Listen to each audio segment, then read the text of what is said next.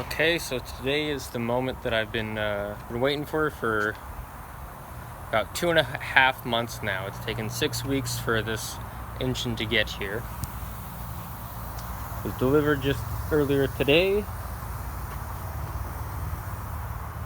They threw the little company sticker on the oil filler cap. I think that looks kind of cool. But yeah, very happy with what I saw here. New plugs and wires, obviously, when they send it, but everything was cleaned very well. And this engine was just on a dyno stand to be tested and tuned. I also got my 4L60E transmission here. Still waiting on my new output shaft, my slip yoke eliminator kit for my transfer case setup. That should be here within the next week or so. So kind of my next step is I'm gonna get these guys bolted up together, get my cherry picker hooked up, and then I will start working on engine mounts. These are the mounts that I'm going to be using. So I made a couple templates that I'll use to use a profile gauge, then cut them to the right size and shape, tack them on, and then I'm going to tow it to my buddy's house because he has a nice welder. I'm just going to use my welders to tack it together. I'm not going to actually use it to weld it to the frame. So that's where I'm at. I finally have the big pieces so I can get this swap going. So last time I checked in, my engine had just arrived, and I've been kind of moving ahead and getting some stuff done. Now that I have kind of all the pieces I need, I'm really excited to get this thing moving. One thing that held me back a little bit was my engine hoist was not substantial enough, so I had to borrow my buddy's because I was running into my front of the frame before I could get the engine to where I wanted it to be. So that's resolved. That held me back for a couple days. Then I had a couple days where I had to work. But where I'm at now is I am getting my engine mounts cut up. So these are my templates that fit the frame on passenger side, and I have kind of like just tie downs around holding the engine and transmissions hooked up to exactly where I want it to be. So one thing I was really concerned about with my power steering, I thought maybe I would have to go to like a Camaro style or car style alternator and power steering mount, but it looks like I'm safe. I can tweak these lines a little bit, so I have more room from the frame, and my steering components do all fit in there. It'll just bolt up. I don't have to change anything there. So really pleased with how this is fitting. A lot of room at the firewall. Not really anything. I'm going to be able to keep the factory manifolds, which just makes it cheaper and a little bit easier. So I'm going to start cutting up, trace my templates onto the steel, and slowly get my engine mounts tacked up.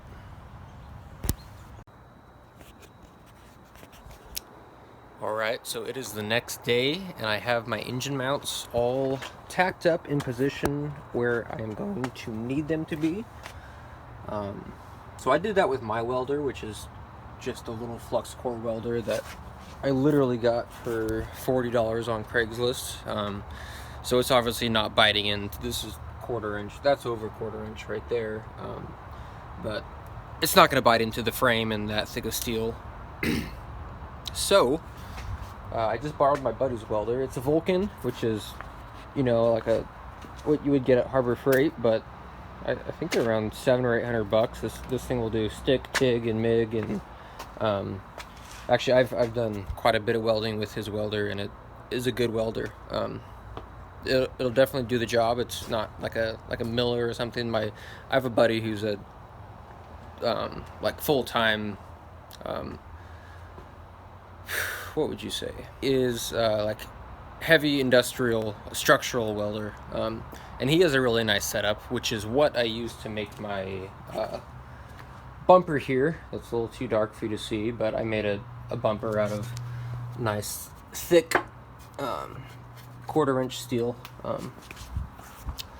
and his welder works great for that. The only thing is he doesn't have like an extension cord that'll work for his, and my buddy, he did have one of those very expensive extension cords, so I'm going to be using his rig tonight to get my mounts solid on the frame.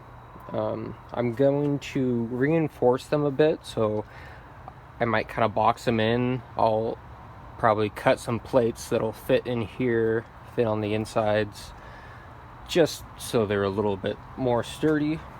So I'm going to go ahead, do some test welds on some steel, get my settings dialed in, then go ahead and make some passes and just anchor those things down. After that, I should be good to permanently install my engine in the engine bay. One thing that's a little bit annoying is that I have to put the engine and transmission in separate, so I can't do it in one piece, and that's just due to these engine mounts. I'm not able to pull my transmission through there, so it's kind of a pain. It's a lot nicer to be able to put it in one piece, but it's not the end of the world. It's just another step that I have to do. I also had all of my slip yoke eliminator kit pieces come in, so I have my new output shaft, I have the rear yoke, and the little adapter plate that's going to eliminate the long slip yoke casing. So not sure if I'll get to that tonight. It is kind of late, but I don't have to work tomorrow, so I might stay up late and get some stuff knocked out. I'll check in once I have some welds laid, and show you guys how that comes out. Alright, so I have pretty much everything welded up. I really wasn't happy with my welds on it. I mean, they're perfectly strong enough. It's not going to fail at all, but they're ugly, and I ended up going over several. I don't even want to show you guys how bad that looks. So I'm going to be taking to a grinder to it, make it look a little better, but yikes. I've done some better welds than that. So once it's all welded up, I think I'm just going to drop the engine in it, or I'm going to knock out my transfer case. I'm going to do one of those two things before I finish tonight. So I'm going to clean these welds up and then move on to the next step. Alright, success. My engine is now mounted in the engine bay and only supported by the engine mounts it is sitting on. I went ahead and just cleaned them up a bit with the grinder and then just sprayed them black. But that is how it sits, and it's shifted just a little bit from where I had kind of mocked it up, where I had hung it in there and then kind of tied it up exactly where I wanted it to be, and then tacked the mounts on, pulled everything out, welded them up. So it shifted a hair, but one thing that's definitely good is the thick rubber bushing that's running through those engine mounts will give me a little bit of wiggle room. There'll be just a hair wiggle room there, which I will need. So sits in there right where I want it. It's dead center. I have plenty of clearance here for my cooling stuff. This is how it has shifted a touch. So my manifold is just ever so slightly rubbing the frame. So I'm probably gonna notch the frame or run different manifolds. Realistically, I don't think I'd have much of an issue with that, but that's not, I mean, I'm trying to build this Jeep nice, and that's not nice. So I will have to address that. I'll go ahead and show you how my steering components fit in. So this bar, I have these bolts in here, so I'll have to take those out for that to fit in where it should one more bolt down here.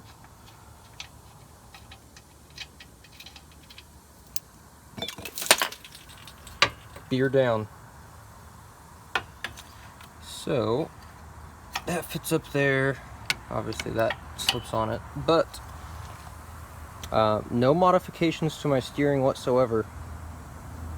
Another fun fact is that the thread sizes for the fittings for this power steering pump on the Chevy was the same exact as what I have here, so I can use a mix of the lines that came with this and the lines that I have to sort that out. I probably won't even have to buy any other kind of lines or adapters for my power steering. And with my transcooler, I'm gonna try to run a factory Silverado radiator. I'm not 100% sure if it'll fit, but a conversion radiator for a V8 Wrangler, they're like $500 radiators. So a new Silverado radiator is like $100 brand new, and then I can plug my transcooler line straight into that. That's what I'm going to try to do. Keep it cheap, keep it all factory. It'll be reliable for sure. So that's where I'm out. I think I'm going to go ahead and knock that transfer case out tonight as well. Just go ahead and get it done. Then tomorrow I can work on that transmission mount, mocking that up. Then I'll have, my engine, transmission, and T-case mounted in my Jeep. And that'll feel really good to have that accomplished. Okay, so I went ahead and I'm working on my slip yoke eliminator kit and putting my transfer case all back together. And one reason why you want to use like an anaerobic sealant is on something like this that is going to be more finely machined than like a diff cover where you can use like a really fatty RTV.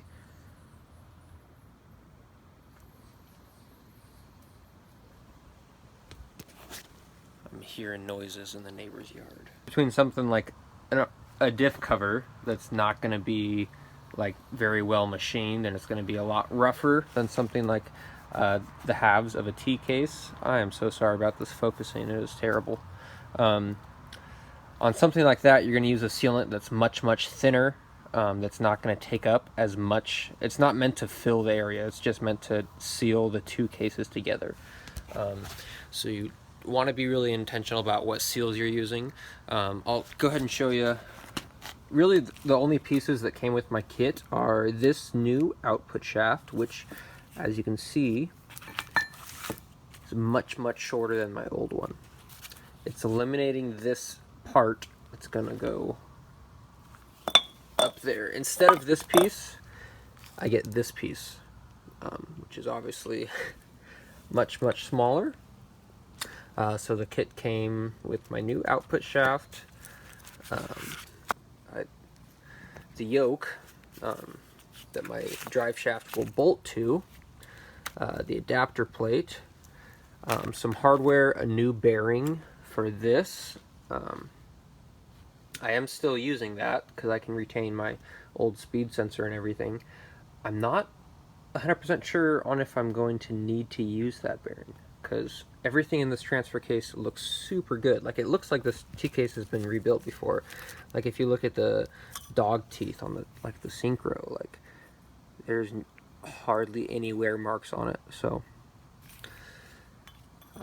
so that's nice. I can be confident that the case I'm putting back together is in really good condition. I'm not worried about any leaks. So the part that I'm on right now on doing this SYE kit conversion on my NP241C is installing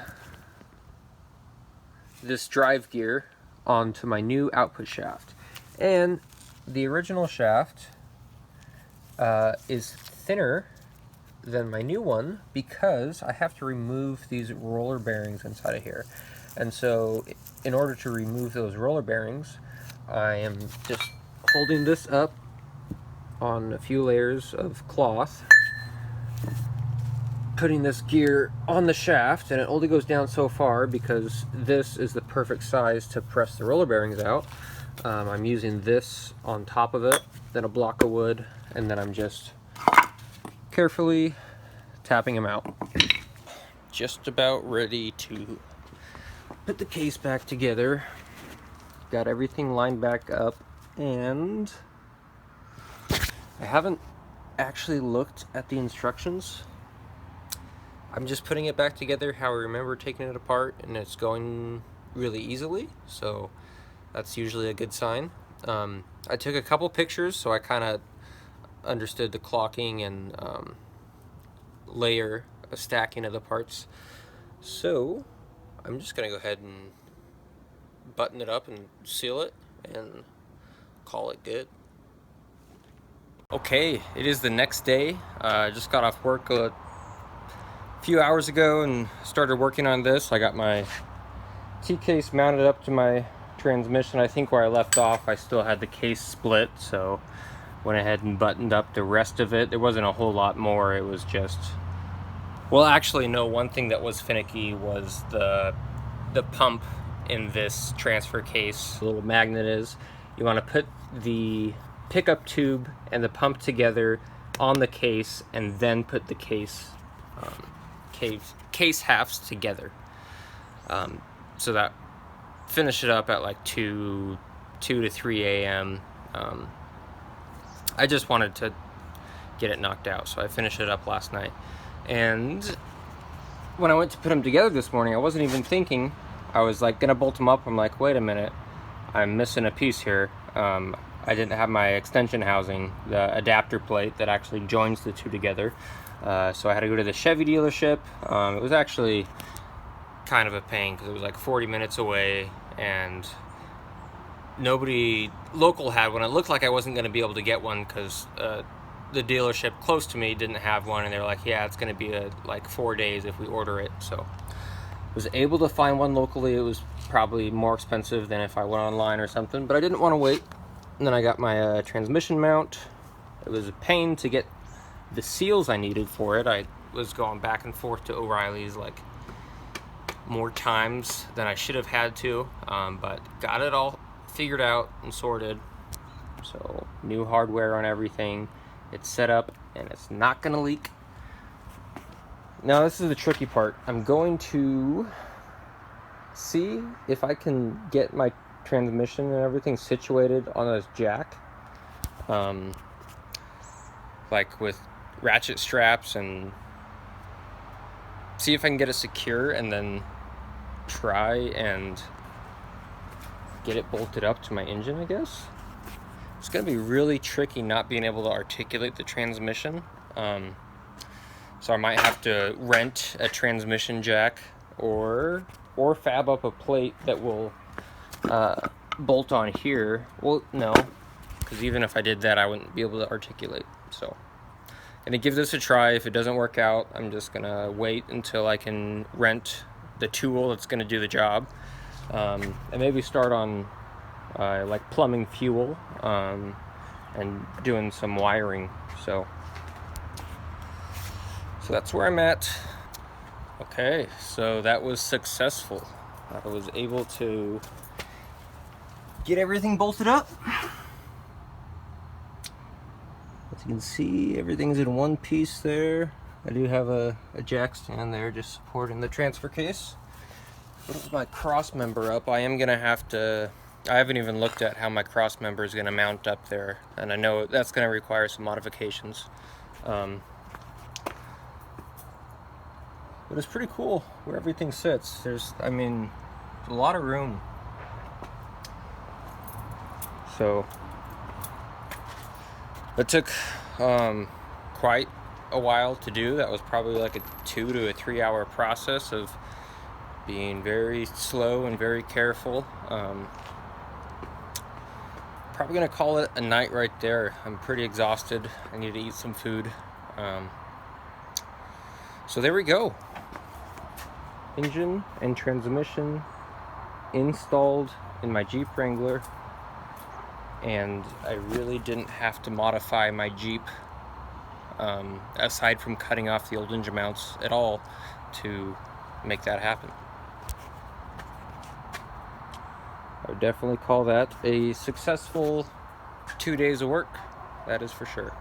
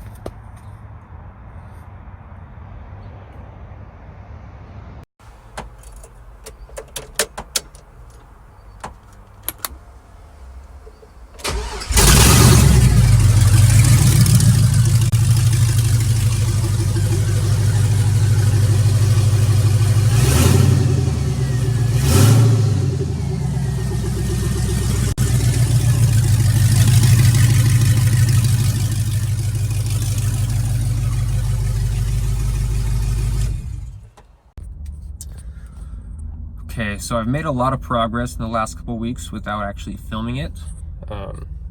My Jeep is pretty darn close to being finished. What I'm working on now is just getting my driveline so I can actually test drive and run this thing. I still have to like bleed the cooling system, but I'm waiting on like a surge tank that I ordered, or expansion tank, so I can run to that.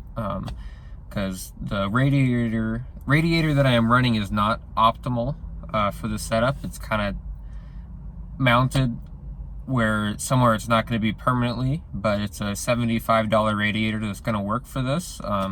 And the one that actually fits in there is more like a $500 or $600 custom radiator. So for right now, I'm hoping it'll be able to work with that and cool it. I'm just running the old Jeep fan shroud that I cut up, and then it has that single large blade electric fan on it. So I'll just be monitoring the coolant temperatures as I try to bleed the system and see if it's going to actually be something that'll work for this engine.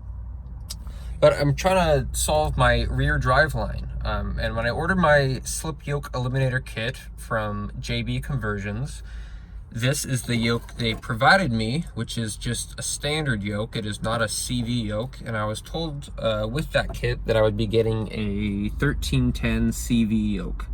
And I clearly did not get one. So I've been trying to get in touch with that company, but originally when I had ordered my parts from them, it took them like 3 weeks to get them to me, and I figured, hey, if I can just find one locally, I'll pick it up, and I found this one. This is a 1310 CV yoke, and the reason I need this is because it has much more clearance in here for a tighter pinion angle, and then I can actually run the drive shaft that I need to run.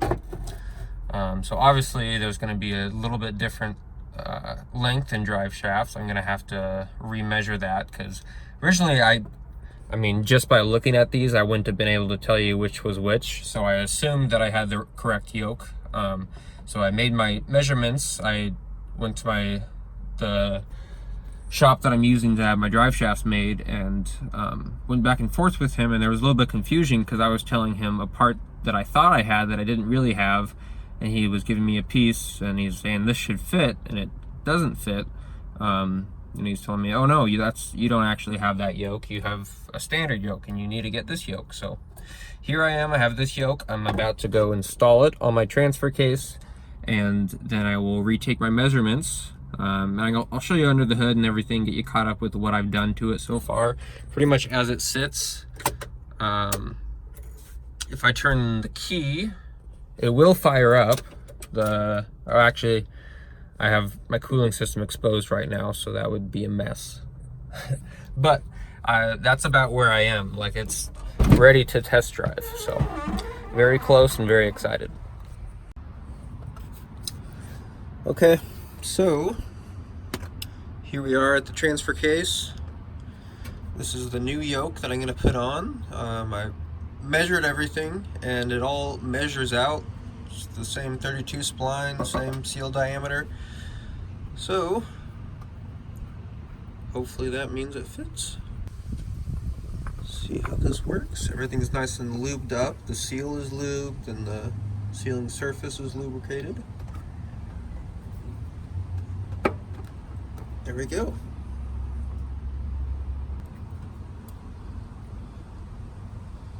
Okay, and I'm gonna throw a little bit of Loctite in here, like these. Just anything that, you know, is constantly taking a bit of abuse, and you don't want it to come loose, throw a little bit of Loctite on it. Alright, so I figured while I'm down here I'll show you what I'm thinking for exhaust. This here is the driver's side coming down.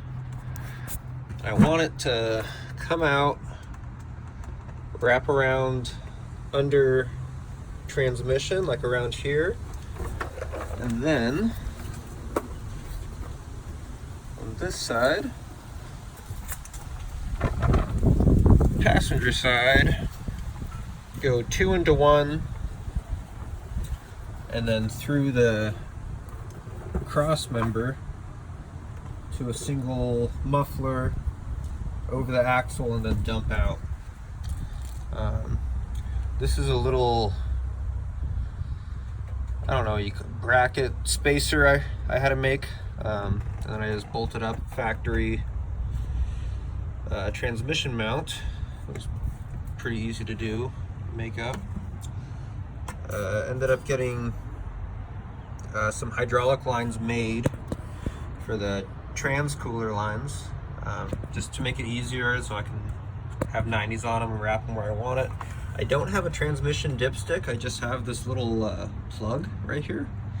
So I'm trying to fill the transmission fluid to the proper level by you know, starting it, running it, adding fluid, checking the level.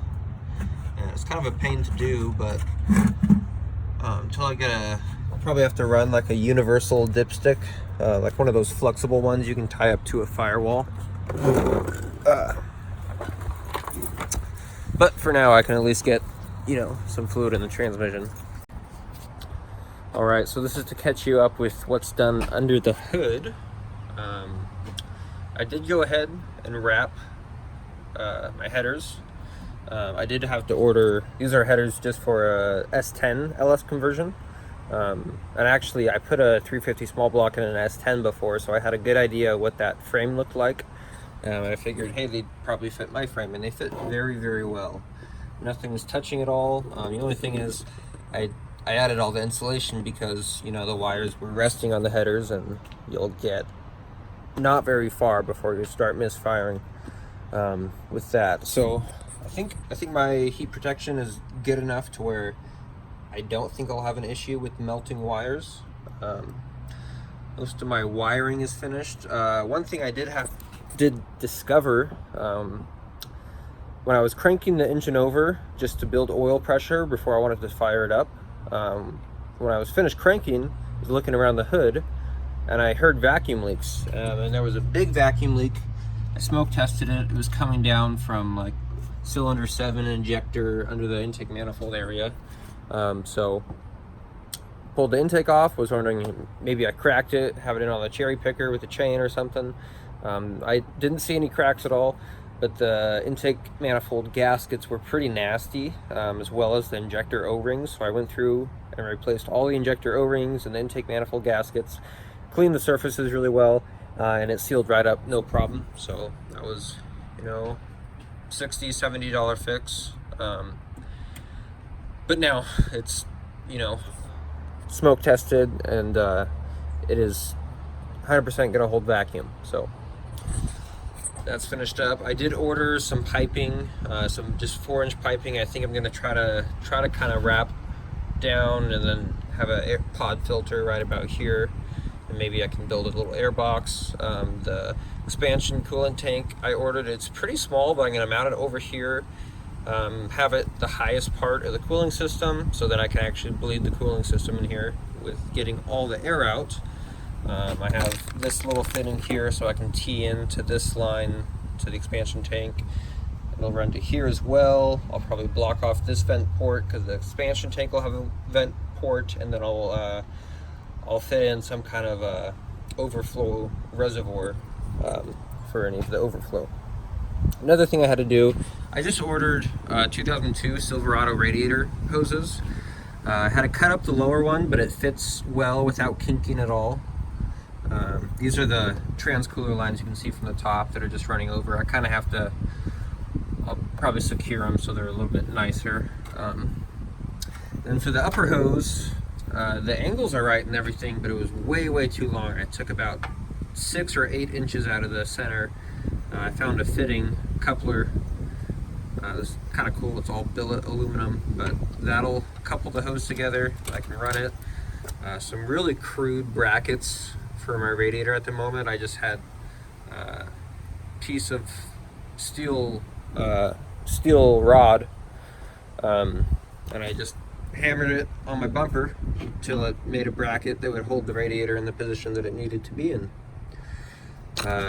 This is the old Jeep Wrangler single large blade fan, electric fan that ties into the Tane wiring system. So this isn't not a permanent setup. for the cooling, but it's what I can easily afford right now and what will work. It should work just fine because it's a radiator for a Silverado with a 4.8. One thing I may have to do is I may have to get some heat out of under the hood with these headers like this. That's pretty much where I'm at for under hood. Everything electrically is ready to go. It's all wired up. I just went to O'Reilly's, took the measurements of the old battery that came out and found one that was rated for, I think this one's 870 cold cranking amps, so it's over the necessary rating to start this engine. What else? I think that pretty much catches everything up. I got my winch all set back up together. I went ahead and just mounted this up higher, and then I actually siliconed everything off, like all the seams to the box and where the wires go in. That way it's just, you know, if you're going through water, the solenoids or relays in there aren't going to be damaged by anything. As far as fitment goes, where everything sits, really no clearance issues at all.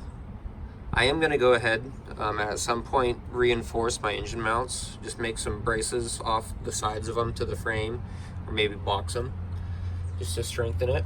I do have to get a different fitting for that power steering line.